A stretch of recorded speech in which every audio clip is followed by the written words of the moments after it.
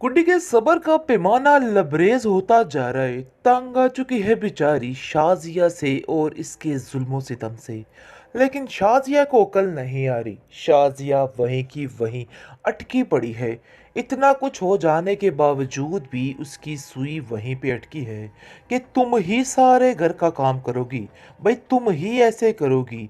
गुड्डी ही करेगी। लेकिन जी आप देखेंगे कि इसको अक्ल ही नहीं आ रही है कि इसका क्या हश्र हो रहा है।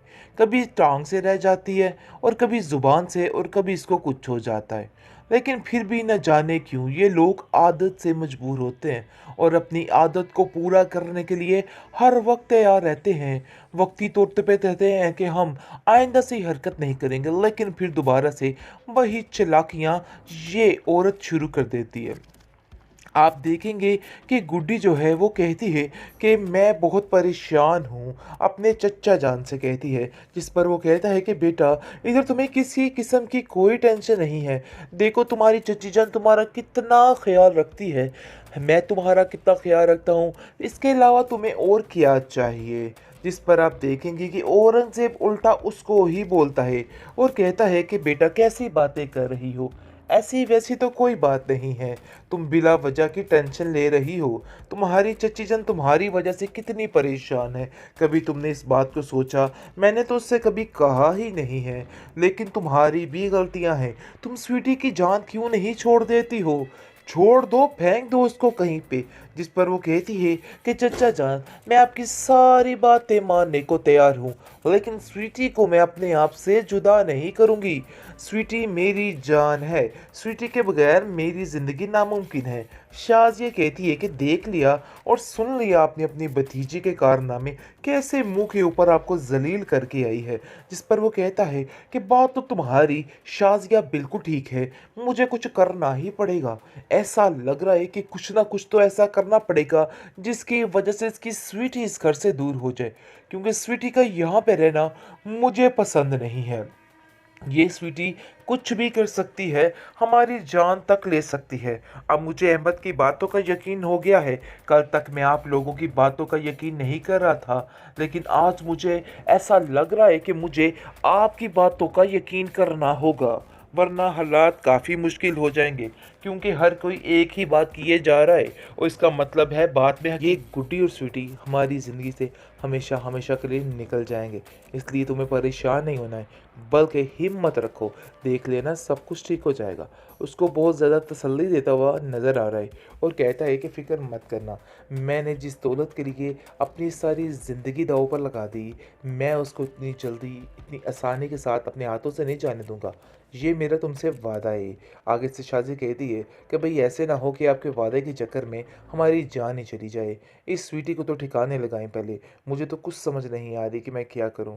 जिस पर फिर उसका वहम देकर उसको साइड पे कर देता है और कहता है कि नहीं, आप लोगों के वहमो गुमान पे सिर्फ और सिर्फ स्वीटी सवार हो चुकी है, इसके अलावा और कुछ भी नहीं है। तुम लोगों को कुछ नज़र ही नहीं आता स्वीटी के बगैर, इसलिए ये बातें सोचने का कोई फ़ायदा नहीं है। शाजिया समझ चुकी है कि यहाँ पे कोई दाल नहीं गलनी है। खैर अब देखेंगे कि वो अब डबल ट्रिपल से भी पहले से भी ज़्यादा गुड्डी के पीछे हाथ धो के पड़ जाती है और कहती है कि तुम्हारी तो इन 2 दिनों में पर ही निकल आई। ऐसा लगता है कि जैसे सदियों से बड़ी ऐशो-इशरत की ज़िंदगी गुजार रही हो। आखिर तुम्हारी ये डैन-डंग कैसे बदले, मुझे तो समझ नहीं आ रही है। लेकिन औरंगज़ेब इन सब बातों को इग्नोर करने की कोशिश करता है और कहता है कि जाओ गुड्डी, ऐसी कोई बात नहीं, तुम रेस्ट करो। सोने की ज़िद और हठधर्मी उसकी जान ले लेगी। पता नहीं क्या कुछ कर रही है और क्या नहीं कर रही है। जैसा कि आप देख रहे हैं कि आफाक ने जो काम उसने अपनी माँ के साथ किया है, वो उसके साथ करके उसको बेहोश करके उसकी सारी रकम लेने की कोशिश की जा रही है और उस पर तरह तरह के जुल्म ढाए जाएंगे। लेकिन ये बात सोनी को समझ नहीं आई थी। गुड्डी और हमजा समझा समझा के इसको तके, लेकिन इसने उल्टा उनको ही जलील किया, उनको ही रुस्वा किया। लेकिन अब देखेंगे कि आफाक जो है वो ऐसे ऐसे काम करने जा रहा है कि बस ये सोनी याद रखेगी और ये चारों पहलू इसको वही नज़र आएगा। और अब देखेंगे कि फ़िलहाल जो स्वीटी है वो ये सारा माजरा देख रही है। कभी आफाक के आगे नज़र आ रही है और कभी आफाक के पीछे नज़र आ रही है। पहले सोनी को वो परेशान करती रही ताकि सोनी सुधर जाए, लेकिन सोनी को अकल नहीं आई है। लेकिन जी अब अफ़वाह के पीछे हाथ धो के पड़ चुकी है। वो अफ़वाह को कुछ ऐसा नहीं करने देगी, क्योंकि स्वीटी उसका वो हशर करेगी कि वो याद रखेगी। क्योंकि वो जानती है कि गुड्डी की कज़न है। अभी स्वीटी को सारा पता है, टेंशन नहीं लेनी है। स्वीटी को सारा पता है कि वो गुड्डी की कज़न है, इसलिए वो स्वीटी जो है अफ़वाह को कुछ भी नहीं करने देगी।